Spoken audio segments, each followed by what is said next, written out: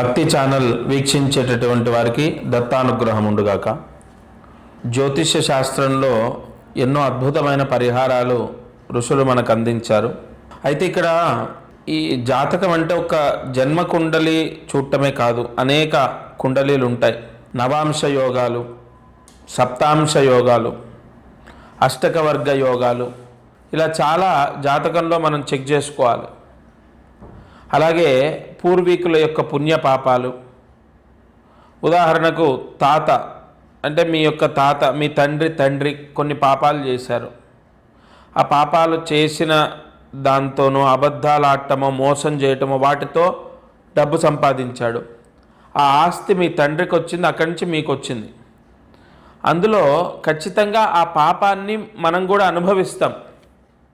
అంటే ఒకరి దగ్గర నుంచి కొంత మనం డబ్బో ల్యాండో తీసుకున్నాం, అతనికి అది నష్టాన్ని ఇచ్చింది. మీ వంశంలో మీ తండ్రికో తాతకో లాభాన్ని ఇచ్చింది, కానీ ఆ ఎఫెక్టు వాళ్ళ పిల్లలకు, మనవాళ్లకు, మనవరాళ్లకు ఆ ఎఫెక్ట్ వస్తుంది. అది ప్రాక్టికల్గా ప్రూవ్ అయింది కూడా.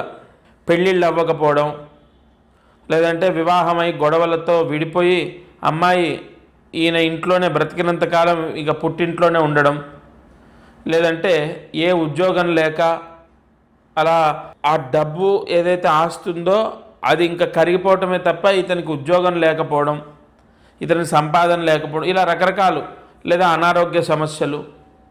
ఇవి ఎందుకు చెప్తున్నానంటే జాతకంలో డెప్త్గా వెళ్తే ఇవన్నీ తెలుస్తాయి. మామూలుగా జన్మకుండలి ఫలానా లగ్నంలో పుట్టారు, లగ్న తృతీయాధిపతి షష్టమ స్థానంలో ఉన్నాడు, తృతీయాధిపతి షష్టమంలో ఉంటే చాలా మంచిది, ఉద్యోగంలో సమస్య ఉండదు, లోటు ఉండదు. కానీ మనకు ఉద్యోగ సమస్య ఎందుకు వస్తుంది?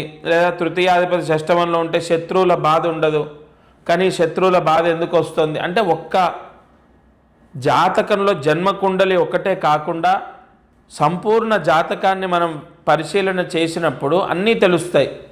ఎక్కడ ఏ దోషం ఉంది, ఎక్కడ ఏ శాపం ఉంది, అన్నీ తెలుస్తాయి. అవన్నీ తెలుసుకొని నేను చాలామందికి భక్తి ఛానల్ ద్వారా వీక్షించేటటువంటి భక్తులకు ఎన్నో పరిహారాలు అందిస్తున్నాను. ధనయోగం కోసం కొన్ని పరిహారాలు చెప్పాను నేను. వెంటనే ఉద్యోగం రావడానికి ఎన్ని పరిహారాలు. దశమాధిపతి వాళ్ళ జాతకంలో నక్షత్రం, ఇప్పుడు ప్రతి ఒక్కరు ఒక నక్షత్రంలో పుడతారు. ఆ నక్షత్రానికి 10వ నక్షత్రంలో కొన్ని పరిహారాలు చేయాలి. అలాగే దశమాధిపతి ఏ నక్షత్రంలో ఉన్నాడో ఆ నక్షత్రంలో కొన్ని పరిహారాలు చేయాలి, వెంటనే ఉద్యోగం వస్తుంది. ఇటువంటి పరిహారాలన్నీ కూడా వాళ్ళ జాతకాన్ని బట్టి చెప్తున్నాను. ఫోన్ ద్వారా కొంతమంది కన్సల్ట్ అయ్యి జాతకం చెప్పించుకుంటున్నారు, కొంతమంది డైరెక్ట్ వచ్చి కలుస్తున్నారు. సికింద్రాబాద్ మెట్రో స్టేషన్ దగ్గర దత్తపీఠంలో కలవడం జరుగుతోంది. అంటే ఇక్కడ కొంతమంది లేదు వ్యక్తిగతంగా కలవాలి అన్న వాళ్ళు, కొంతమంది లేదండి మేము దూరం నుంచి రాలేము, ఫోన్లో మాట్లాడతామని. ఎవరైనా నేనే డైరెక్ట్ వచ్చినా నేనే మాట్లాడతాను, ఫోన్లో అయినా నేనే మాట్లాడతాను. వాళ్లకు ఉపశమనం కావాలి, వెంటనే ఉద్యోగం రావాలి, వెంటనే ఆర్థిక పీడలు పోవాలి, వెంటనే అంటే వివాహ యోగం, వివాహం మంచి సంబంధం వచ్చి వివాహం అవ్వాలి. అంటే వీటికి జన్మ కుండలి ఒక్కటే కాదు. మామూలుగా పెళ్ళి అవ్వట్లే అంటే కుజదోషం ఉంది అందుకే అవ్వట్లే అంటాం మనం. కుజదోషానికి ఎన్నో నివారణ చేస్తున్నాం. కుకి దేవాలయానికి వెళ్ళాం, ఎంతో పవర్ఫుల్ టెంపుల్. లేదు, కుజదోషానికి కొన్ని జపాలు చేశాం, కుజదోషానికి కొన్ని దానాలు ఇచ్చాం, హోమాలు చేయించుకున్నాం.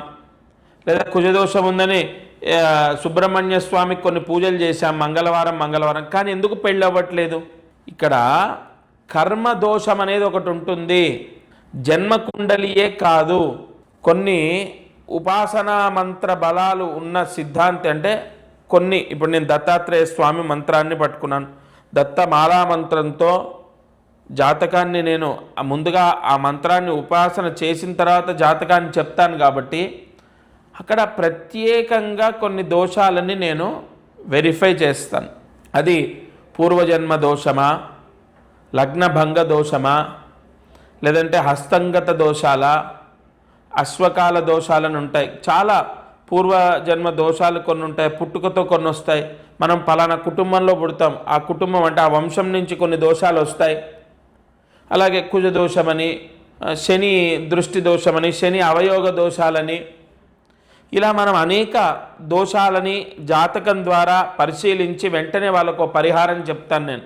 అయ్యా మీరు ఫలానా ఇగో ఈ పరిహారం చేయండి, 18 రోజులు ఈ విధంగా ఈ పరిహారాన్ని ఆచరిస్తే వెంటనే వివాహం అవుతుంది, ఫలానా తూర్పు నుండి మీకు ఒక సంబంధం వస్తుంది, ఇంటికి 2వ సంతానం మీకు భర్తగా వస్తాడు, ఉద్యోగం చేసే వ్యక్తి మీకు భర్తగా వస్తాడు.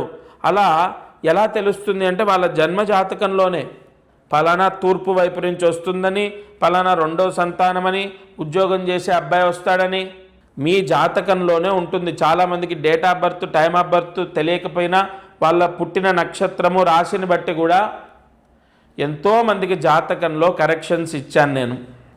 ఇంకొకటి, నేనేదో గొప్పవాడిని నన్నే నమ్మండి నేను ఎక్కడా చెప్పను. సరైన మార్గాన్ని ఏ గురువు చూపించినా మీరు బాగుపడతారు అంటున్నాను నేను. మీకు గురువుగారు అందరు గురువుల దగ్గర విద్య ఉంటుంది, కానీ సరైన మార్గాన్ని మీకు సూచించినప్పుడే కదా మీ కష్టాలన్నీ తీరేవి, కష్టాలన్నీ విముక్త అయ్యేవి. కాబట్టి తప్పనిసరిగా కొన్ని ప్రాయశ్చిత్తాలు మీ జాతకంలో లగ్న యోగాన్ని బట్టి, పంచమస్థాన భాగ్యస్థాన యోగాలను బట్టి నేను మీకు పరిహారాలు అందిస్తాను. అది ఏ విధంగా మీకు దోషం ఉంది అన్నది పరిశీలన చేసి మీకు చెప్పడం జరుగుతుంది. తద్వారా మీరు ఆ పరిహారం చేసుకున్న వెంటనే మీ ఇంట్లో మీరు చేసేదా, ఒక క్షేత్రానికి వెళ్ళి చేసేదా, ఒక దేవాలయంలో ప్రదక్షిణ రూపేణ చేసేదా అన్నది మీ జాతకాన్ని బట్టి ఉంటుంది. ఫోన్ ద్వారా అంటే ఇక్కడ నెంబర్ కనపడుతుంది కదా, ఆ నెంబర్కి కాల్ చేసి ఫస్ట్ నాకు కావాల్సింది మీ పేరు, మీ డేట్ ఆఫ్ బర్త్, లేకపోతే మీ వేలి ముద్రలు అవి ఇచ్చి ఫస్ట్ మీ జాతకాన్ని రిజిస్టర్ చేయండి. వెంటనే దానికి తగ్గ పరిష్కారం ఇస్తాను. 2026లో చాలామంది కన్సల్ట్ అయిన వాళ్లకు ఎంతో అద్భుతమైన రెమెడీస్ ఇచ్చాను. 2026 గురుబలం వస్తోంది అందరికీ. ఈ సమయంలో జాతక కరెక్షన్ అనేది మీకు చాలా యోగాన్ని ఇస్తుంది. తప్పకుండా మీకున్నటువంటి దురదృష్టం అనేది తొలగిపోతుంది.